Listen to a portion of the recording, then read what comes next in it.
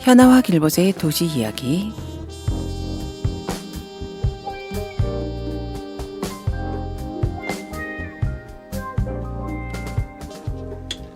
안녕하세요, 현아입니다. 오늘은 개성이 뚜렷하고 독특한 도시, 바로 미국의 포틀랜드 이야기를 준비했습니다. 지금 화면에 보이는 장면은 코미디 시리즈 포틀랜디아의 한 부분인데요. 포틀랜드에 올림픽을 유치한다는 소문이 돌자 사람들이 달리기를 하며 외치는 장면입니다. 우리 도시에 올림픽은 필요 없다 라는 메시지를 담고 있죠.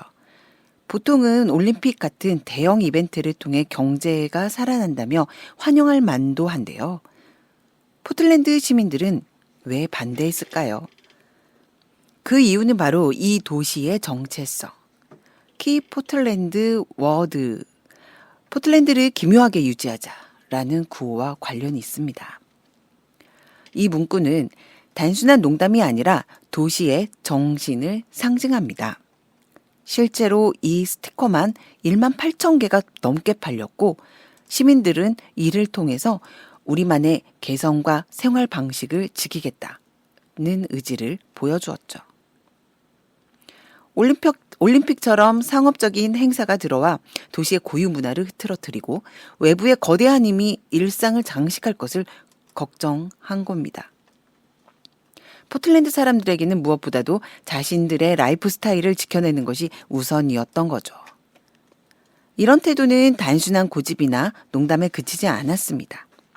로컬 우선이라는 철학은 실제 도시 정책과 문화 형성에 큰 영향을 주었고 오늘날 포틀랜드는 인디시티 인덱스에서 늘 높은 순위를 차지합니다.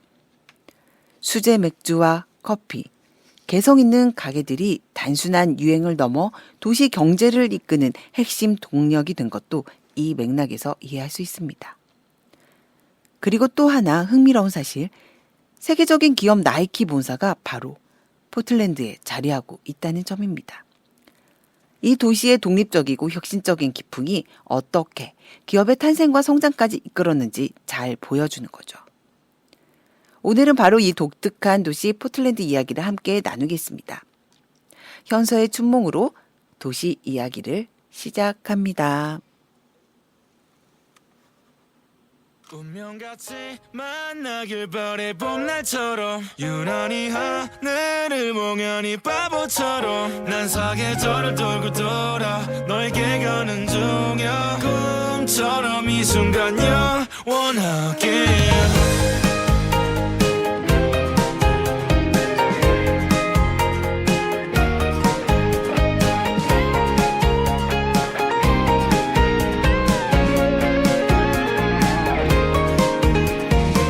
왠지 익숙한 향기 청춘을 함께 걸었지 너라는 날씬 예쁘게 없었는데 운명인 듯 우연처럼 널 만나 우리 한없이 예뻤잖아 그리웠다가 미워했다가 결국엔 사랑이었다고 다 거짓말 같아 너와 떠난 난 꿈에서 깨어났지 아쉽게 막을 내렸던 따스했던 봄의 기억 다시 또 너를 그릴 것 같아 운명같이 만나길 바래 봄날처럼 유난히 하늘을 멍하니 바보처럼 난 사계절을 돌고 돌아 너에게 가는 중이야 꿈처럼 이 순간 영원하게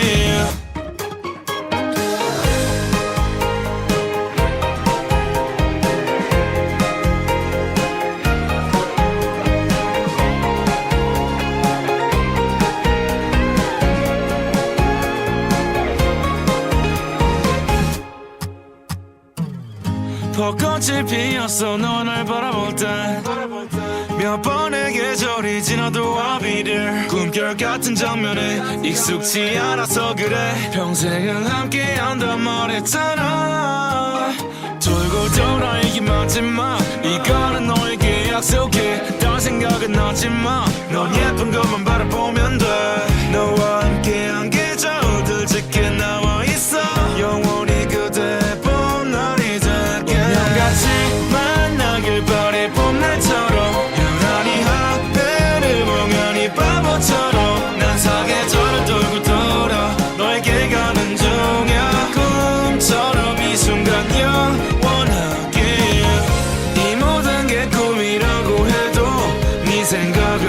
쉽지 않을 텐데 그 어떤 계절이 와도 너 절대 놓지 않을 거야. 찬란했던 노래들의 시간 운명같이 만나길 바래 봄날처럼 유난히 하늘을 보면 이 바보처럼 난 사계절 돌고 돌아 너에게 가는 중이야. 꿈처럼 이 순간 영원하게. 오프닝에서 거론된 포틀랜드, 제가 가장 관심을 가지는 도시 중에 하나입니다. 파리와 전주 그리고 포틀랜드라고 해야 할까요? 앞서 현아 씨가 오늘 띄웠듯이 포틀랜드는 개성이 매우 강한 도시로 알려져 있는데요. 지금도 힙스터들의 성지이자 세계에서 가장 힙한 도시 중 하나로 불립니다. 이 도시에서는 대형 체인마을 갖춘 기업들이 맥을 못 추지 못한다고 하는군요. 수제 맥주 산업만 하더라도 약 400여 개의 양조장과 펍, 테이스팅룸 등을 통해 5만여 개의 일자리를 제공하고 있다고 합니다. 양조장뿐만 아니라 양조에 필요한 홉 재배 농장, 유통, 운송, 요식업 등 다양한 연관 산업에까지 포함합니다. 이렇게 된 데는 평범한 맥주 대신에 개성 넘치는 것을 추구하는 포틀랜드 정신이 밑바탕에 깔려 있는 것 같습니다. 오프닝에서 언급한 포틀랜디아라는 코미디 프로그램은 이런 유별난 포틀랜드 사람들의 삶을 풍자하는 형태로 만들어져 미국 전역에 소개되었죠. 많은 미국 사람들이 저 도시 사람들은 왜 저렇게 유별나게 살까라는 호기심으로 이어졌나 봅니다. 2010년부터 시작된 이 프로그램은 8개 시즌을 통해 77개의 에피소드를 다뤘는데요. 올림픽 이야기와 포틀랜드 사람들은 왜 유기농에 목숨을 걸까? 이러한 에피소드들이 그 예입니다. 이러한 포틀랜드의 정신을 보며 지역적인 것이 가장 세계적인 것이라는 말이 문득 떠오릅니다. 어쩌면 포틀랜드의 이 유별난 정신이야말로 우리가 고민하는 지역 상생의 해답이 될 수도 있지 않을까요? 포틀랜드의 이런 독립적인 기풍이 외부의 큰 기업을 유치하기보다는 스스로 성장하는 문화를 만들었습니다. 나이키가 바로 이런 정신을 품고 탄생한 기업이라고 볼 수 있을 것 같습니다. 길벗의 일침이었습니다. 현황을 읽어주는 사진 한 장. 오늘은 4장의 사진으로 시작합니다. 처음 한 장을 봤더니 맥주와 함께 로컬이라고 쓰여진 매대가 보입니다. 네, 자막에는요, 지역, 핸드메이드, 고품질 제품이라는 공통의 가치를 위해서 말이에요. 네, 우리 소상공업을 지원하는 게 매우 중요하다고 생각해요. 그리고 유망한 기업을 잘 키우면 차세대 트럼프타운 그리고 나이키를 만들 수 있는 것을 알기 때문이죠. 라는 설명이 붙어 있습니다. 광주의 KBC라는 방송이 포틀랜드를 찾아 만든 다큐멘터리에 나오는 내용을 소개해봤는데요. 그리고 마지막에 사진 한 장, 익산 시민사회단체 코스트코 입점 적극 지지라는 제목의 전북일보 기사입니다. 오늘 관련해서 이야기를 나눌 게스트를 소개하겠습니다. 여러분들 짝대기가 그려진 어떠한 상품 좋아하시죠? 네, 바로 아디다스. 네, 저도 좋아합니다. 아디다스 대리점을 운영하고 계시고요.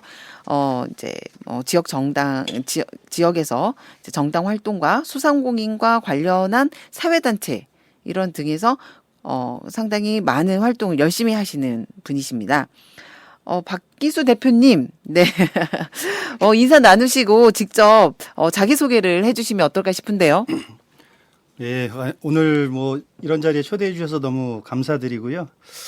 저는 전주가 제2의 고향이고 25년 차 소상공인으로 살고 있고 또 정치인이 제일 좋아하는 브랜드 삼선의 아디다스를 운영하고 있는 박기수입니다. 또한 두 딸아이의 아빠이기도 한데요. 한 딸아이는 전주가 너무 좋다고 전주에서 계속 살고 싶어 하고 있는 친구가 있고 또 한 친구는 전주를 떠나서 전주보다는 다른 도시에서 살고 싶어 하는 그런 딸아이를 가진 아빠이기도 합니다. 네. 딸딸이 아빠. 네. 25년을 소상공인으로 그러면 이제 그때 처음부터 이 아디다스를 운영하셨어요? 예, 맞습니다. 아. 예, 제가 직장 생활 그만두고 네. 예, 전주에 내려왔는데 그때 네. 시작한 것이 아디다스였어요. 25년 전이면 그게 몇 년 전이죠? 2000년? 2021년도. 예. 그러니까 지금 2025년이잖아요. 예, 예. 그러면 25년 2000년도. 2001년도에 1월 달에 전주에 내려왔습니다. 와. 25년 파티 하셔야 되는 거 아니에요? 네. 제가 그 대표님을 만난 게 그 무렵인 것 같습니다. 그래요? 아디다스와 함께한 인연이군요. 그래요? 그러니까 뭐 알고 그냥 상점을 방문해서 아신 아, 거예요? 네. 그건 같이 아니고. 활동하고 있는데. 2000년대부터. 네, 네. 그러셨구나. 네. 너 놀랍네요. 2000년도면 2002, 3년 정도. 네, 2002년도가 월드컵이 있었고. 네, 그렇죠. 전주에서는. 네, 그리고 열심히 응원하면서 저도 그때 싱글이었는데. 빨간 옷은 입고 여기저기 여기저기 뛰어다녔었는데. 예, 그때 저희 네. 아디다스가 굉장히 많이 성장한 브랜드가 네. 됐어요. 월드컵을 통해서. 2002년 월드컵. 예, 예, 그렇죠. 또 선수들 유니폼도 입었고. 예, 예. 네. 국가별로 후원을 많이 네. 해서 그 노출이 많이 돼서 굉장히 그 고객들이 좋아하는. 그럼 시즌을 잘 타셨네요. 2001년부터 시작을 했는데 2002년 월드컵 때 확 성장할 수 있었던 계기가 된 거죠. 네, 맞습니다. 그렇구나. 나이키하고 계속 뭐 양분한 업체잖아요. 그렇죠. 네, 대회마다. 그때 당시만 하더라도 이제 지역별로 약간의 편차가 있었는데 네. 나이키가 저희보다 이제 조금 앞서갈 때였고 네. 그 월드컵을 통해서 아디다스가 다시 재역전하고 아, 뭐 이런 시속 게임이 계속 벌어지는 그런 시기였어요. 대회마다 올림픽이나 네. 월드컵 이런 네, 대회 네, 때마다 네. 굉장한 시장이 열리겠네요. 네. 그때가 어떻게 보면 각 브랜드에서 호재가 될 수 있는 기회. 전반적으로 네. 패션 산업이 그때 많이 특히 스포츠 패션에 스포츠 관련된 산업들이 많이 발전했어요. 그때. 그렇군요. 그런 얘기 하니까 또 이렇게 다른 부분이 또 보이는 것 같습니다. 네, 저 이제 오프닝부터 포틀랜드 관련한 이야기를 좀 소개했고 오늘의 이야기를 나누기 위한 사진도 포틀랜드를 소개했는데요. 참 여러 가지로 많은 이야기거리가 담긴 도시 같아요. 그래서 거기에 마지막 붙인 사진 한 장까지 어떻게 보면 좀 대두적인 모습이라고 보이는데 본격적인 이야기 앞서서 두 개의 사진에 담겨진 이야기를 보면서 혹시 무엇을 느끼셨을까요? 네. 오늘 저를 그 초대한 네. 이유가 있는 것 같은데 혹시 두 분은 포틀랜드 갔다 오셨나요? 저는 안 갔습니다. 저도 못 갔어요. 네. 저는 가고 싶은 도시입니다. 다 못 갔네, 세 명 다. 다음에 간다면 꼭 포틀랜드를 갈 겁니다. 예, 그 나이키에 포틀랜드가 있다고 하면 아디다스에는 네. 뉘른베르크가 있습니다. 뉘른베르크가 뉴른베르크가 바이에른주에 있거든요. 네, 독일. 네, 독일. 지난번에 얘기했던 그렇죠. 네. 뉘른베르크의 근교에 한 2만 3천 명 정도 살고 있는 마을이 있는데 그게 독일 헤르초게 나후라흐라는 지역인데 거기에 아디다스 본사가 있습니다. 그래요. 네, 네. 그러니까 와. 우리로 얘기하면 전주시 옆에 봉동 네. 이 정도의 큰 시골 정도 시골 소도시. 도시에 있지도 않고 네. 그냥 그 뜰 한가운데 있어요. 네, 네. 그런데 그 아디다스가 있고요. 매우 놀라운데요. 그러니까 아디다스 정도면 네. 어딘가 막 뉴욕 적어도 한가운데라든지 베를린 베를린 독일이면 뭐 이렇게 미넨이라든지. 미넨이나 베를린 막 이런 데 있을 법한데 그 좀 놀라운데요. 그렇죠. 네. 예. 저도 이제 저는 뭐 우연한 기회가 생겨서 그 방문을 했었는데 거기에 한 약 3천 명 정도 근무를 하고 있는데 본사 직원들이 와. 이런 시골 논 한가운데 10%가 넘네요. 있을까? 어. 이런 좀 깜짝 놀란 것을 봤고요. 또 거기에 또 재밌는 것은 그 조그만 도시에 그 유럽 스포츠의 양대 산맥이라고 하는 푸마도 퓨마. 본사가 거기 있습니다. 예. 오, 물론 왜 그럴까요? 형제 기업이에요. 아. 아디다스하고 푸마가 형제 기업이라 그래서 둘 다 시꺼멓구나. 둘 다 같은 아버지 밑에서 그 아. 사람들이 나온 사람들이라 그 동네에 네. 다 본사가 있습니다. 아, 그래도 그렇게 나란히 있는 것도 좀 신기하긴 하네요. 그 작은 동네에. 맞아요. 그러면 퓨마하고 아디다스하고 둘의 본사 직원만 하더라도 네. 그 지역에 도시를 도시 한 20% 30%를 차지하지 않을까 그렇죠. 싶은데요. 네. 네. 한 두 개 네. 합치면 거의 한 5천 명 정도 근무하는 네. 걸로 알고 있습니다. 와. 근데 뭐 도시가 아니어도 기업 활동을 하는데 전혀 뭐 문제가 없는 것 같고 네. 또 본사가 해야 될 역할 뭐 이런 것들을 잘 서포트하는 조직이라 네. 꼭 도시에만 있어야 될 이유는 없었던 것 같아요. 네. 아, 그렇구나. 사실 전주하고 좀 비슷한 부분이 있는 것 같아요. 제가 봤을 때는 어떤 부분에서? 도시의 규모도 거기가 약 그 그러니까 23만이라고 했으면 전주보다 많이 작은데요? 아니 뉘른베르크 전체가 52만 정도 돼요. 아, 52만. 네, 뉘른베르크는 52만이고 네. 그 아디다스 본사가 있는 데는 2만 3천 명. 아, 본사가 있는 그 있는 작은 마을 네. 뭐 이렇게 지역 우리 정도. 우리로 얘기하는 봉동 같은 동네. 봉동 같은 동네가 아, 그렇군요. 그리고 아. 이제 전주가 이제 한옥마을로 유명하잖아요. 네. 거기 뉘른베르크가 제일 유명한 것은 중세 도시 모습을 그대로 간직하고 있어요. 오. 중세 도시의 도시 그 옛 네. 그 건물이나 이런 것들이 그대로 있어서 전주랑 상당히 좀 비슷한 부분이 있고 거기가 또 수공예 관련 그런 산업이 발달한 그런 동네예요. 그 동네에서 이게 뭔가 좀 인연이 있지 않을까. 아.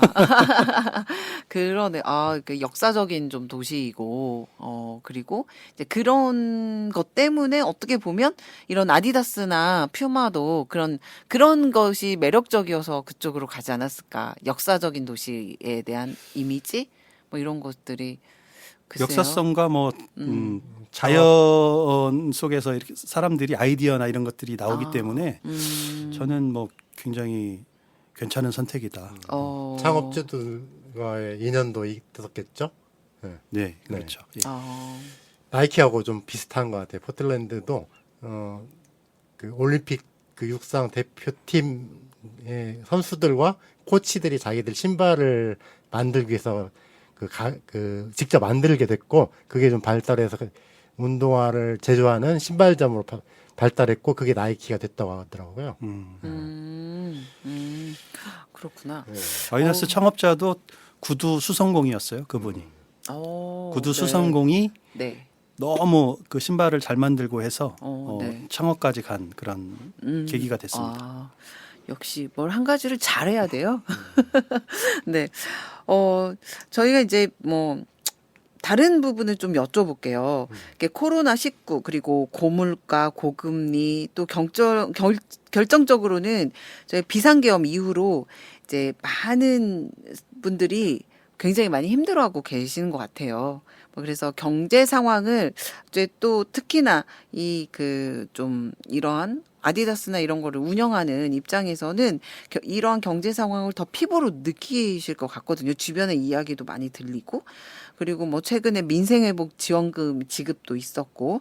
그래서 지역의 소상공인들이 체감하는 경기는 좀 현장에서 들리는 목소리는 어떠신가요?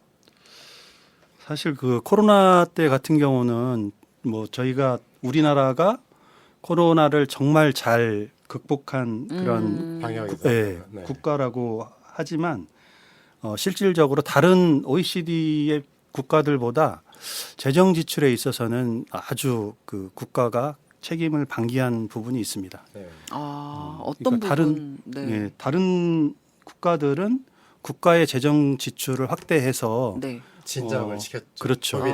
네네. 소비를 진작시키거나 소상공인을 보호하는데 재정을 많이 썼는데 우리나라는 오로지 코로나 기간에 소상공인들이 스스로 극복하게끔 네.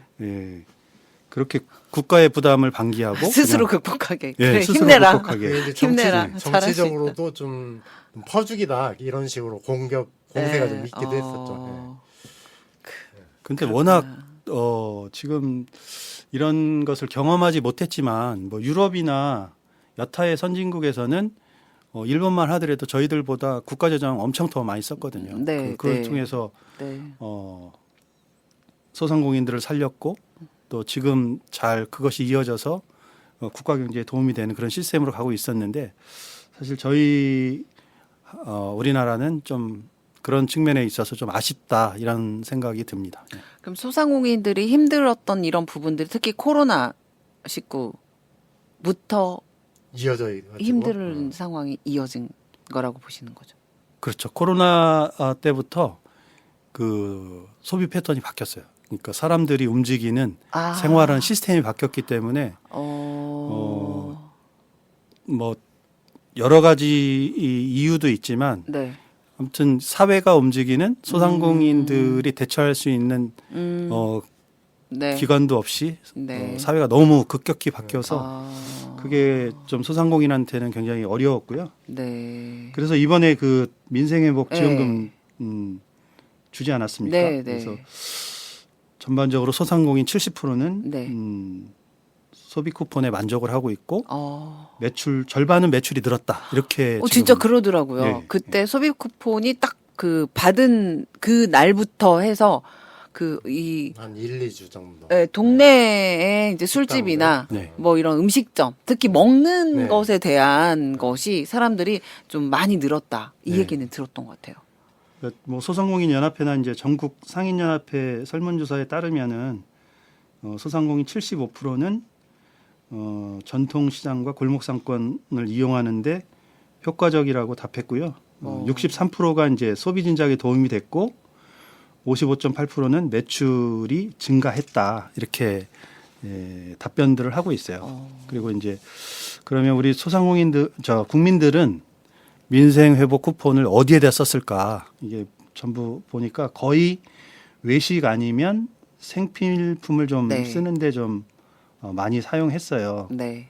근데 이제 문제는 여기서도 소비 쿠폰을 쓰는데 주로 금융회사에서 받은 신용카드, 체크카드. 예, 신용카드를 주로 이용해서 썼고 지역사랑 상품권이라든가 이런 것들은 거의 좀 사용하지 않아서 좀 이런 게 좀 안타까운데 전 연령대에서 이제 제일 많이 쓴 것은 외식이 한 30% 정도 되고요. 네. 생필품 네. 쓰는데 생필품과, 30%. 네, 네. 그다음에 또 2030 세대는 이제 문화, 어. 여가, 취미생활 또 어. 이쪽에 또 많이 썼습니다. 네. 그리고 이제 4050은 생필품하고 교육, 네. 학원비. 네. 60대는 생필품, 건강, 의료 이런 것들로 많이 진짜 필요한 곳에 거의 다 가장 많은 관심을 갖고 있는 곳에 쓴 것 같네요. 맞습니다. 예, 예. 직접 운영하시는 매장은 어떠셨나요? 저희도 도움을 많이 받았고요. 어. 일단은 매장에 들어오시는 고객들이 좀 많이 증가를 했어요. 물론 요즘 워낙 덥고 해서 네. 이 가두점이라든가 이런데 그 고객들이 잘 안 다니시거든요. 네. 시원한 대형 쇼핑몰 네. 뭐 이런 위주로 다니시는데 이번 계기로 해서 왜냐하면 이제 대형점들은 쓸 수가 없. 네, 사용이 안 되니까 네. 지역에 있는 소규모 상점 네. 이런 것들을 이용하시는 고객들이 좀 상당히 많이 있어서 이게 굉장히 도움이 됐었다 이렇게 평가를 하고 있습니다. 네. 혹시 온라인 매장도 운영하시나요? 온라인은 못하게 돼 있어서 사실은 아, 그래요? 예, 이게 이제 브랜드에서 네. 관리를 하고 있어서 아. 온라인을 열어준 채널이 있고 네. 닫아놓은 채널이 있는데 아, 예. 우리가 이제 보통 지역에 있는 로드샵 이런 것들은 이제 못하게 막아져 있어요. 이게 좀 차별적인 건데 이제 이런 것 때문에 조금은 이것도 좀 개선을 해봐야 된다. 네. 이 공정거래법상 이것이 맞는지 틀리는지 예, 이런 것들을 검토를 할 필요가 있다고 네. 봅니다. 특히 요즘에 더 고민이 많으실 것 같은 생각이 코로나 이후에 이제 많은 소비 패턴이 달라졌다라고 말씀하셨잖아요. 저는 그게 이제 온라인 매장으로의 사람들의 변화가 진짜 더 갑자기 이제 굉장히 계기가 됐죠. 예, 많이 어, 높아졌다. 배달 갑자기 앱이라든가. 예, 예, 네. 그러니까 극심하게 네. 달라졌다라는 생각이 좀 들거든요. 네. 그래서 이게 뭐 이런 게 한편으로는 공실률이 지금 굉장히 많잖아요. 그래서 네, 네. 공실률이 전주에서 상가가 20%에 육박한다고 하고 좀 이런 것들과 이런 거 연결된 거 아니야? 사람들이 이 오프라인 매장으로 걸어 다니면서 뭔가의 소비를 하는 것보다 온라인으로 이제 익숙해지다 보니까 그런 거 뭐 먹을거리라든지 뭐 쿠팡이라든지 막 네. 이런데 훨씬 쉽고 새벽 배송되고 내가 힘들게 가지 않더라도 저렴한 금액에 괜찮은 상품을 이렇게 받을 수 있다라는 거. 뭐 이런 것들도 이런 의류 상품이나 이런 것들도 상당히 연관이 많이 될 것 같거든요. 근데 그렇기 때문에 그런 게 상과 공실률하고도 사람들의 소비 패턴이 좀 연관되지 않을까 이런 생각이 드는데요. 이러한 현실들이 소상공인들에게 이제 어떤 위기감을 주고 있는지, 그리고 이런 문제를 해결하기 위해서 행정에서는 어떤 부분을 좀 중심적으로 좀 살펴봐야, 이게 중요한 건데 엉뚱한 다리를 긁고 있으면 안 되잖아요. 좀 내 다리를 좀 긁어줘라, 뭐 이런 얘기를 할 수 있는 말씀이 있을 것 같은데요. 네, 어떠세요? 일단은 전주가 좀 다른 도시에 비해서 상가 공실률이 좀 높은 편입니다. 네. 이제 평균적으로 봐도 그렇고요. 그거는 그렇습니까? 이제 여러 가지 원인이 있겠지만은 네. 이제 코로나 이후에 사회 전반적인 시스템이 변화됐고, 네. 그다음에 온라인 쇼핑 등이 네. 굉장히 늘어났고, 또 이제 뭐 재택근무라든가 온라인 협업 그 네, 시스템이 그렇죠. 되면서부터 네, 네.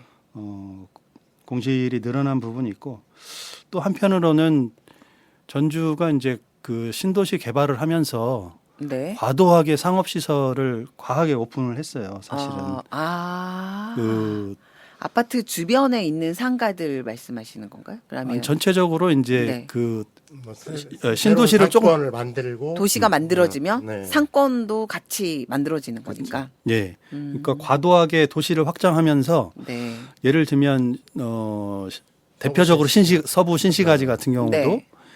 정말 그 사람이 다닐 수 있는 길은 엄청 작고 네. 그 상업 시설을 지을 수 있는 땅을 그치. 예, 엄청 엄청나게 많고. 공급을 해서 전체적으로 이제 지금 반전도 과공급. 안 지어졌잖아요. 네? 서부 신지가지만 해도 절반도 안 지어졌잖아. 그 그렇죠. 도시가. 아직도 뭐 빈 네. 공간이 있긴 하지만 네. 지금도 뭐 공실이 굉장히 많이 나타나고 있어서 이게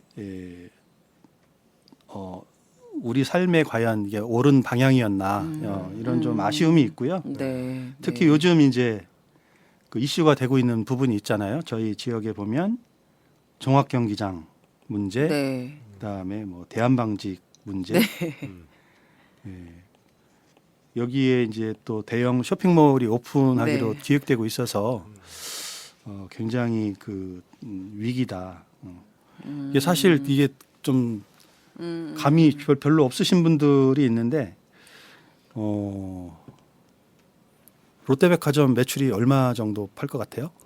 전주 롯데 글쎄요. 많이 엄청 떨어졌을 것 같은데. 많이 떨어졌어요. 네.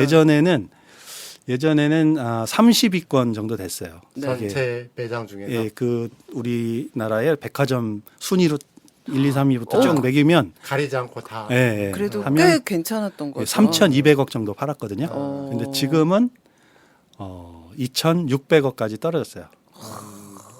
30% 이상 떨어졌네요. 네.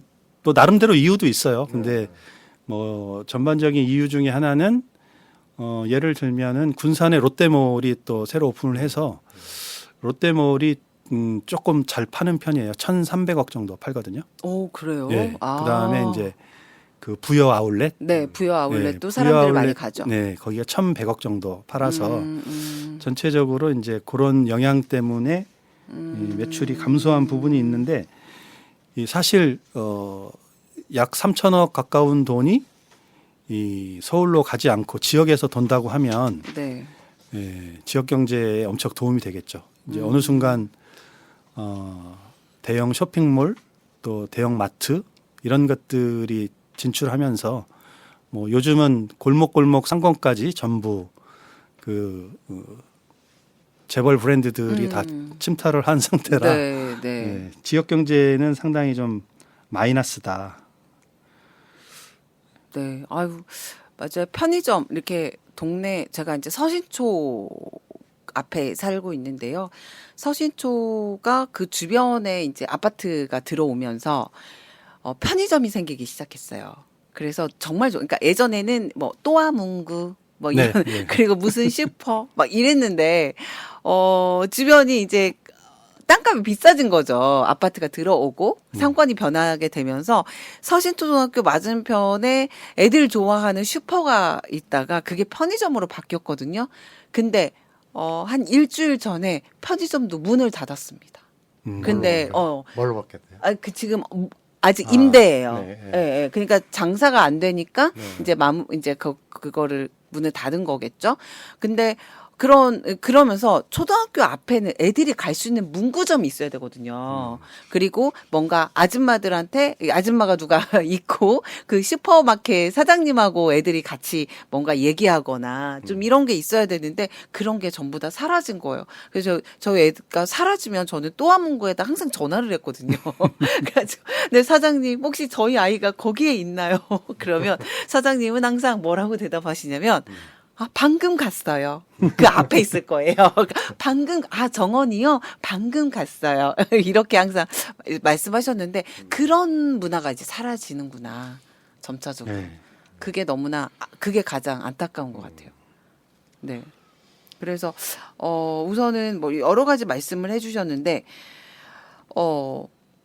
그래도 이렇게 소상공인들하고 함께 여러 활동을 하고 계시잖아요. 그래서 아까 이제 좀 소상공인들의 고민들 뭐 이거를 물론 다 이제 말씀을 해주시기는 어렵겠지만 실제 정말 이런 건 심각하다. 지금 전주 경제가 이렇게 안 좋다라고 하는 돈이 돌지 않고 그렇게 굉장히 대형의 쇼핑몰들이 만들어지고 코스트코도 곧 익산에 만들어지잖아요. 예. 이렇게 했을 때도 그거에 대한 여파가 클 것이고 뭐 롯데백화점도 사실 백화점 치고는 너무나 상품이 참 그만하지만 그래서 쇼핑몰이 졌다고도 생각이 드는데 여튼 뭐 백화점도 저렇게 휘청거릴 정도로 상황인데 앞으로 저희 전주에 있는 소상공인들은 얼마나 더 힘들까라는 생각이 좀 듭니다. 예, 최근에 뭐 이제 우리 익산에 코스트코 입점한다고 해서 네. 이거에 대한 이제 찬반 의견이 상당히 많이 있잖아요. 네네. 뭐 소비자의 선택권을 존중해줘야 된다라는 측면도 있고 지역 상인들을 보호해야 된다는 그런 측면도 있는데 사실 지역에서 몇십 년 동안 어떤 일터를 일궈서 지역 사회의 일원으로 살아가고 있는 사람들이 이제 어느 순간 외부 충격에 의해서 자기 자리를 잃게 되면 네. 이게 상당히 좀 불행한 일이라. 근데 이제 코스트코에 대해서 우리가 좀 잘 알아야 되는데 왜 이렇게 코스트코에 네. 대해서 반대를 할까? 근데 이마트가 이제 평균 매장당 한 870억 정도 팔아요. 전국 매출액이요? 예, 매출액이. 한 개 매장당으로 계산하면 물론 지역마다 좀 편차는 있지만 전국 이마트가 뭐 탑이라고 예전에 많이 132개에서 11조 7천억 매장으로 보면 한 870억 정도 하는데 네. 코스트코는 17개밖에 없어요. 17개밖에 없는데 6조 5,400억. 그럼 매장당 몇 배 차이가 나네. 3,840억. 그러니까 이마트 4.5개가 들어오는 충격이다. 이게 와. 그러기 때문에 이게 굉장히 지역 사회에 미치는 영향이 크고요. 세계 1위 코스트코 점이 어딘지 아세요? 혹시? 세계 1위요? 예, 세계에서 1위. 우리나라에 있을 것 같긴 한데. 예, 전주는 아니죠? 얼마 전까지 세계 1위의 매장이 이 서울 양재점이었어요. 예, 세계에서 가장 많이 코스트코 매출을 판매하고 있는 데가 양재점. 양재점이 평균 한 연 5천억 정도 판다 했거든요. 코스트코가. 예. 그만큼 한국 사람들이 선호를 한다는 거 세계 1위라고 하는 거는 그렇죠. 예. 어마어마하게 이용을 했다는 거네요.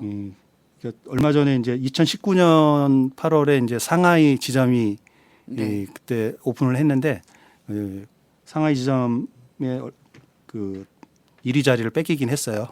오. 아쉬워하겠네요. 뭐 아무튼 이 코스트코 매출이 다른 나라에 비해서 유별나게 좀 많이 나오고 있고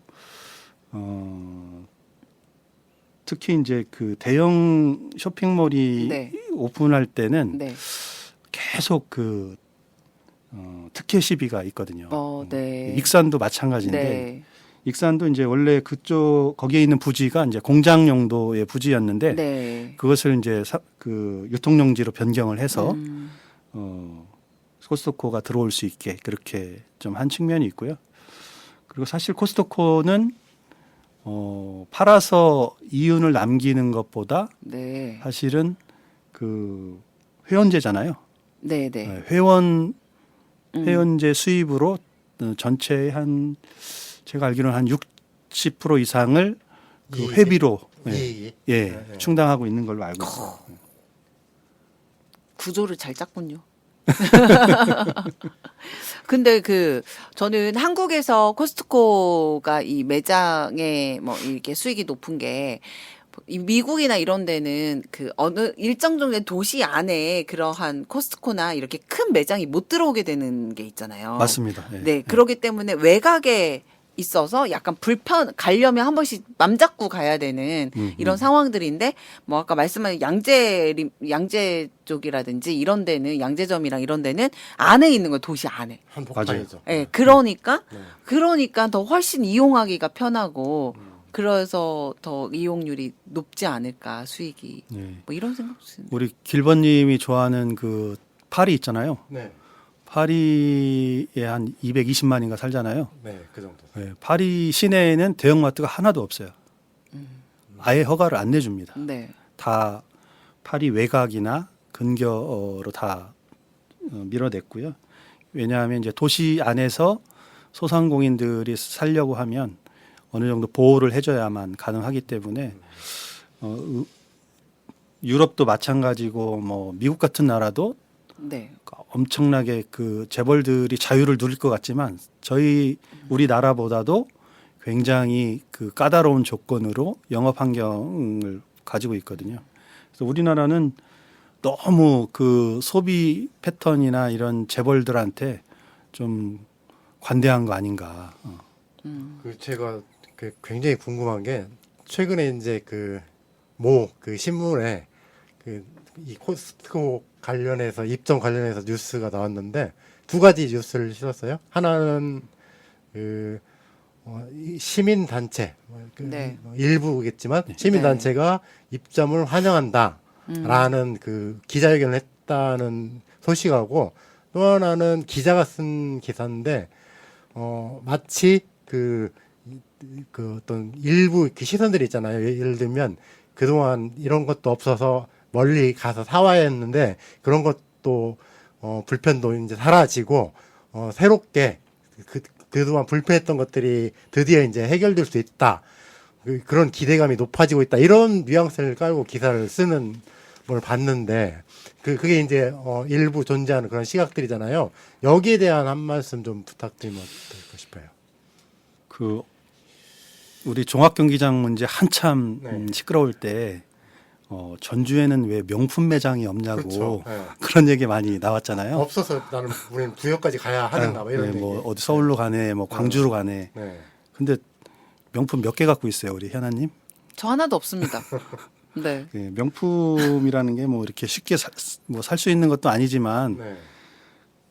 그 자신의 그 자본주의 욕망 때문에, 자신의 그 욕망 때문에 누군가는 엄청난 삶의 생계의 위협을 받고 있는 그런 시스템이기 때문에 조금 자신의 욕망을 실현하는 방법을 좀 우리는 바꿔야 될 것 같다는 생각이 들어요. 너무 소비 위주, 그렇죠. 또 보여주는 거 위주, 내면에 대한 것보다 사회 전체적으로 다른 나라에 비해서 좀 외부로 보여지는 모습, 이런 것들이 좀 너무 강한 것 같아서 좀 상대방을 배려하고 이웃을 배려할 수 있는 그런 마음을 좀 가졌으면 하는 그런 바람입니다. 또 하나 그게 이제 일자리가 창출이 된다고 이렇게 표현들 하잖아요. 그 맞는 말이에요?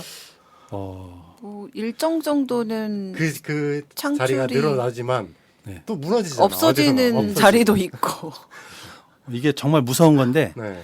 누군가는 지역에서 네. 어떤 것으로 돈을 벌어서 뭐 많게 벌든 적게 벌든 그 직업군이 없어지는 것은 엄청난 타격이에요. 그러니까 누군가 이 지역에서 돈을 많이 벌면 그분은 어디 가서 안 써요. 거의 지역에서 다 쓰게 되는 시스템인데 일단은 누군가 돈 벌 수 있는 자리가 없어지는 거고요. 네. 핵심적으로. 네. 지역 기업이 아니기 때문에 그런 거잖아요. 그렇죠. 네. 네.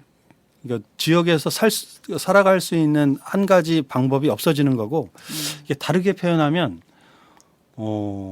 우리가 이제 자영농을 하고 있어요. 예. 네. 자영농을 하고 있는데 어느 날 갑자기 재벌이 들어와서 너 자영농 그만하고 너 우리 머슴으로 와야 돼. 노동력 와서 일해. 네. 줄 테니까. 머슴으로 살아야 돼. 네, 네. 예. 그 대기업의 그늘에 있으면 얼마큼 편할지는 모르겠지만 그 자주적인 자영농의 삶과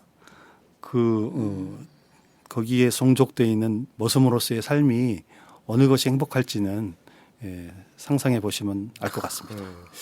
그 이제 아주 간단하게 표현하자면 원래 이렇게 서로가 의지하고 이렇게 얽혀서 살고 있는 생태계가 있었는데 거기에 어떤 외부에서 들어와서 이걸 교란시키고 그게 안에서 돌던 것들이 빠져나가고 하는 구조가 생기면 이게 많은 그 문제가 발생을 하겠죠. 그런 문제잖아요. 맞습니다. 네. 예, 예. 이게 지역이 움직이고 서로가 서로를 도와주는 그런 순환 경제 시스템이 이제 무너지는 그런 결과가 있어서 이게 미국 같은 나라도 포틀랜드 같은 나라도 그렇게 규제를 하고 있고 파리 같은 큰 도시도 규제를 하고 있는 시스템이기 때문에 우리 행정이나 이런 데서는 조금 기울여 봐야 되지 않을까 그런 생각이 듭니다. 예. 그러니까 뭐 포틀랜드 이야기 앞서 이야기했던 것도 또 살펴봤고 방금 대표님께서 말씀해 주신 것처럼 그러니까 이 지역의 브랜드를 만들어내고 또 지역에서 성공한 브랜드가 전국에서 또 세계에서 잘 팔리는 거 뭐 이런 것을 우리가 꿈꿀 수 있잖아요. 근데 지금 너무나 어려운 환경인 것 같은데요. 그래도 이 어려운 환경에서도 경제 활동에 전주에서의 아디다스 판매왕 뭐 이런 거 있으신가요?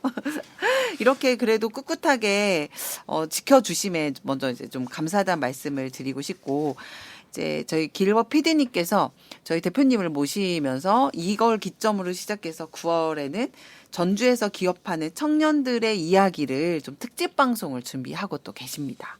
하면서 뭐 이런 특집 방송을 저희가 준비를 하는 데 있어서 대표님께서 혹시 이런 것도 좀 관심 가져줬으면 좋겠어요. 뭐 이런 생각 있으실까요? 제가 사실 뭐 이 지역 청년 그 상공인들 뭐 잘 모르는데요. 뭐 얼핏 생각나는 게 예를 들면 우리 66걸즈라는 그런 브랜드가 있잖아요. 전주에서 그 창업을 해서 잘 모릅니다.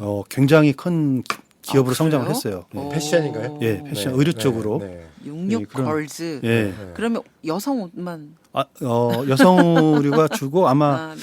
롯데백화점에도 아마 오픈이 그래요? 돼 있을 거예요. 왠지 66 사이즈. 뭐 이런 그 지역을 기반으로 해서 성공한 네. 게 있고요. 그 다음에 이제 유아 이불과 베개를 팔고 있는 로또또 베베. 예, 이게 전국 1위예요. 그 주로 이제 온라인으로만 판매를 하고 있는데 여기도 그런 신생아 분야에서는 전국 1위를 달리고 있는 와. 전주 업체예요? 네, 전주 팔복동에 있습니다. 아. 네. 뭐 이런 업체들이 있단 말이에요? 네, 전주에도 와. 뭐 이렇게 그 아이디어가 아주 신선하고 또 도전한 그런 분들이 많이 있어서 네. 그런 분들을 좀 취재해 봤으면 좋겠고요. 그러니까 우리가 지금 이 방송을 준비하면서 들었던 생각이 우리가 뭐 예를 들면 기업 유치한다고 자꾸 엄한 데를 쳐다보고 있는데 기업이 우리가 스스로 만들고 키우고 전주를 바탕으로 이렇게 만드는 게 지금 예를 든 것처럼 이런 게 있다고요. 이런 풍토를 만들어야지 자꾸 어떤 눈길을 주지 않는 대상을 상대로 이렇게 어먼다리를 걷고 있지 않나 이런 생각이 좀 들더라고요. 그런 의미에서 좋은 소개를 해주신 것 같아요. 네. 네. 이제 잠시 음악 한 곡 들으면서 네. 쉬어가도록 하겠습니다. 이제 이 무더운 여름밤도 얼마 남지 않았을까요? 얼마 남지 않았네요. 다음 주부터 네. 조금 짙은의 노래, 자, 여름밤 함께 듣겠습니다.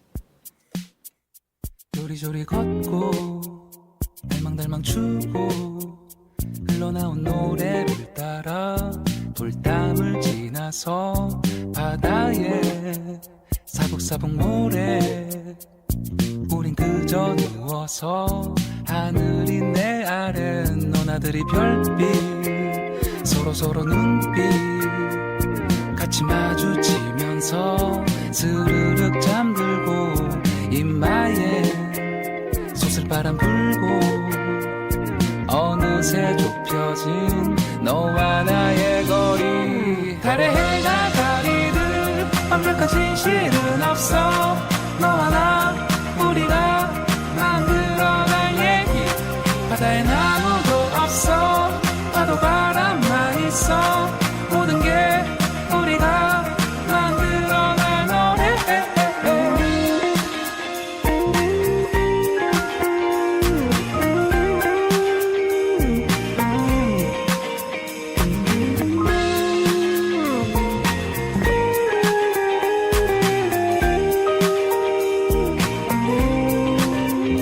어둑해진 새벽 나비잠을 자고 어느새 사라진 따사로운 기억 귓가에 남은 울먹이던 파도 소리 어느새 좁혀진 너와 나의 눈빛 달의 해가 가리듯 완벽한 진실은 없어 너와 나 우리가 만들어갈 얘기 바다엔 아무도 없어 파도 바람만 있어 모든 게 우리가 만들어낼 노래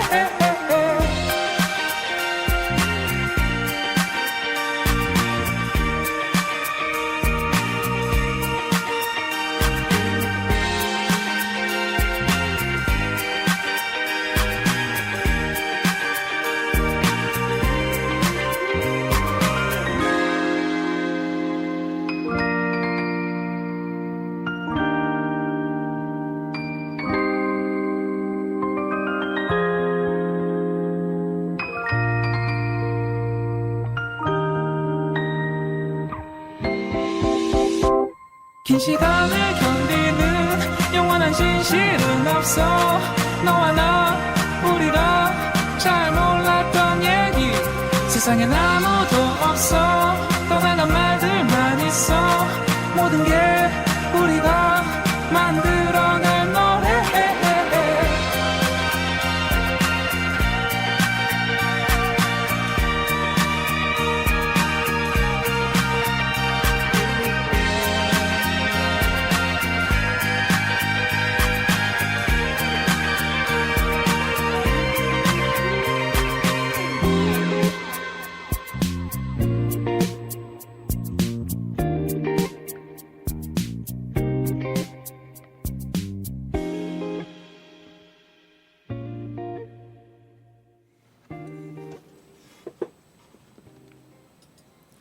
여러분께서는 FM 93.5MHz 전주 공동체 라디오를 통해 현어와 길벗의 도시 이야기를 듣고 계십니다.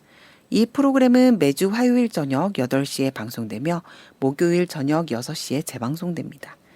또 공동체 라디오 애플리케이션을 통해서도 청취 가능하고 유튜브에서도 시청하실 수 있습니다. 그리고 유튜브 채널 현어와 길벗의 도시 이야기 구독과 좋아요, 알림 설정까지 꾹 눌러주시면 큰 힘이 됩니다. 앞서 소상공인 관련한 이야기를 저희가 계속 했는데요. 한 가지 좀 궁금한 게 있었어요. 상점가 지적 확대에 관한 뭐 이러한 이슈가 있다면서요?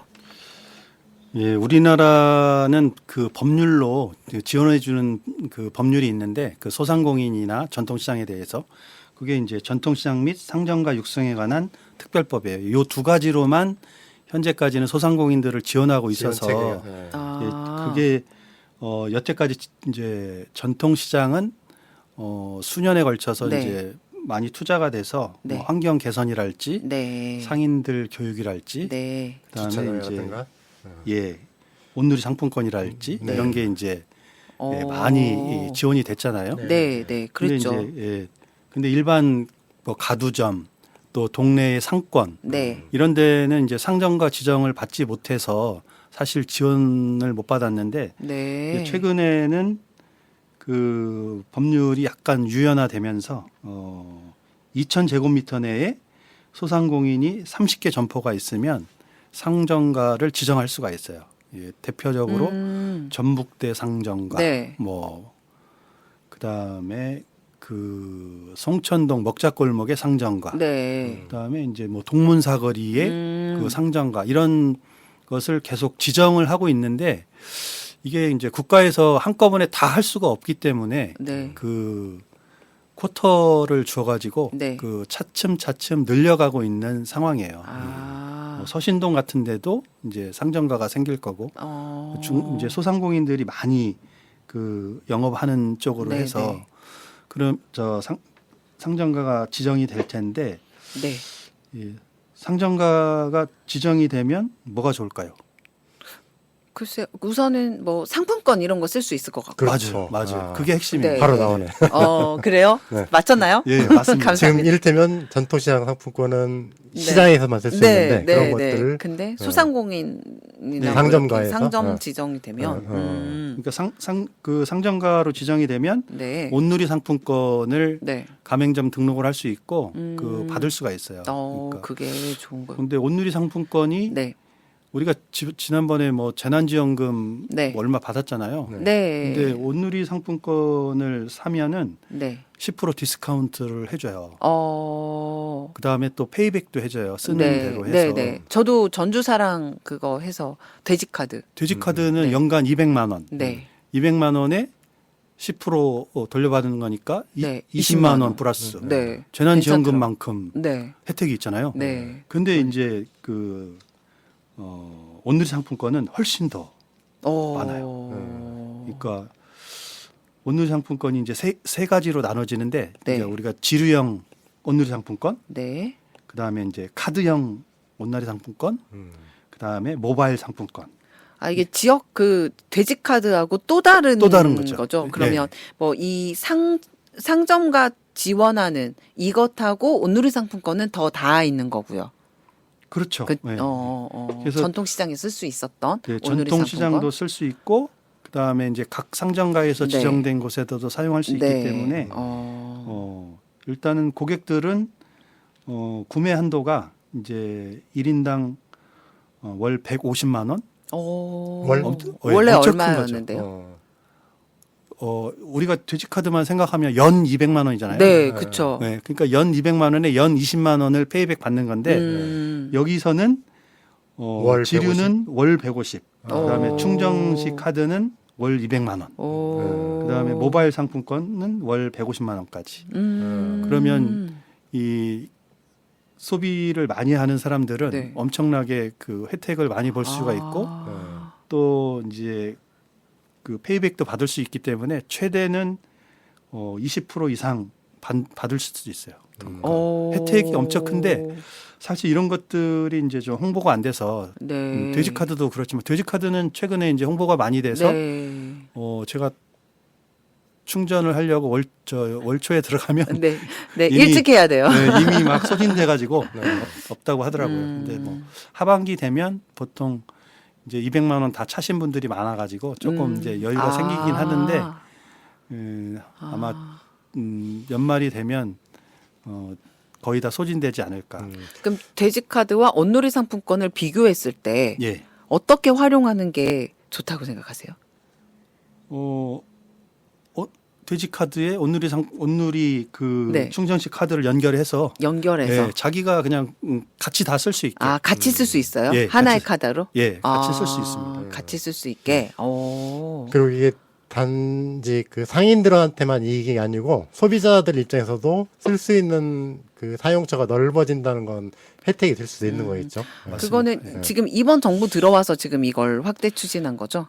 아닌가요? 아니요, 이게 이제 꾸준히 해오던 사업이긴 한데, 그랬어요. 예, 특히 이제 지금 이재명 정부에서는 좀 지역 상권에 대한 배려나 투자를 많이 해야겠다고 하는 추세라 이런 것들이 홍보가 좀 많이 돼서 시민들도 많이 이용을 하고 또 소상공인들도 대형마트나 대형 쇼핑몰에 뺏긴 고객들이 다시 골목으로 돌아올 수 있는 네. 네. 또 그만큼 지역 상권을 이용함에 따라서 이익도 많이 되돌려주는 네. 예, 뭐 그런 시스템이 됐으면 여튼 좋겠어요. 앞서 얘기한 거는 굉장히 소상공인 힘든 얘기를 했는데 조금 이런 기쁜 소식도 들으니까 너무 좋은 것 같습니다. 방법과 길을 네, 찾을 대표님 저희 뭐 이렇게 마지막으로 나오신 소감 한마디 짧게 좀 부탁드릴까요?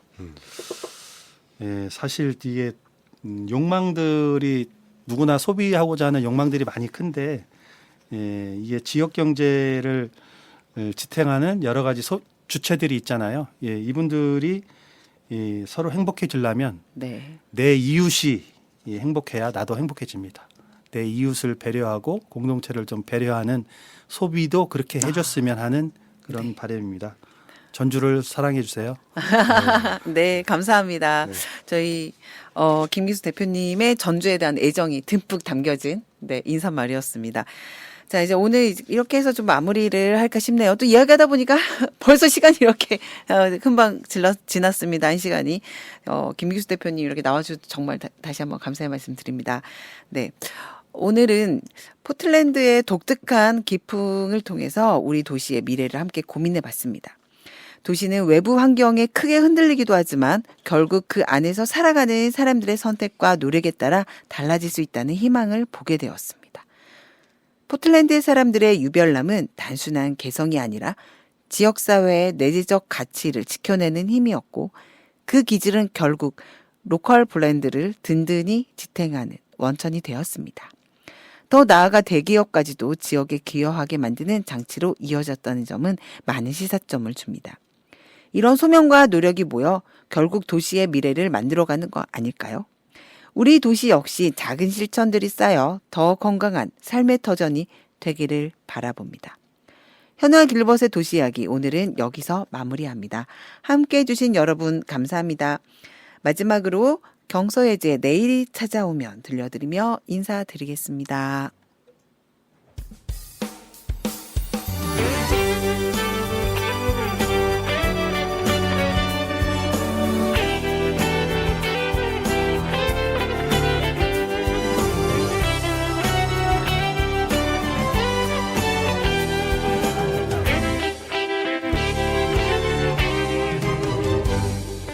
푸른 바다 저 멀리서 나를 부르는 파도처럼 밀려오는 너의 모습이 내 말은 나의 마음 속에 살며시 다가오며 잃어버린 시간 속에 나의 꿈들이 하나둘씩 기억 속에 되살아나고 새로운 부푼 희망 속에 가슴은 설레이네. 행복이란 멀게만 느껴지지만 우리 마음속에 있는 걸 언젠가는 너에게 말해줄 거야. 내일이 찾아오면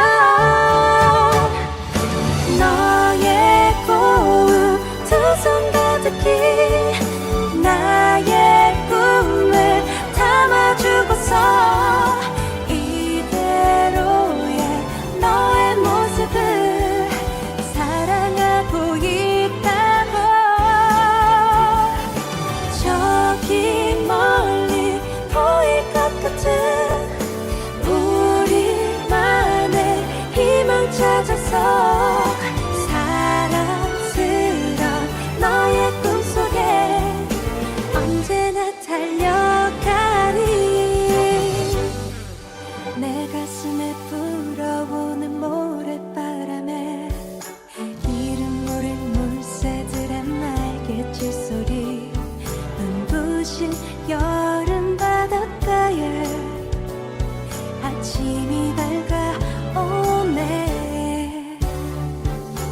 그림자만 남아있는 모습들 위로 먼 하늘에 달빛 하나 걸려갈 때면 노을진 바다 가운데서 나는 꿈을 꾸네. 사랑이란 낯설게 느껴지지만 마주보면 눈 속에 있어. 언젠가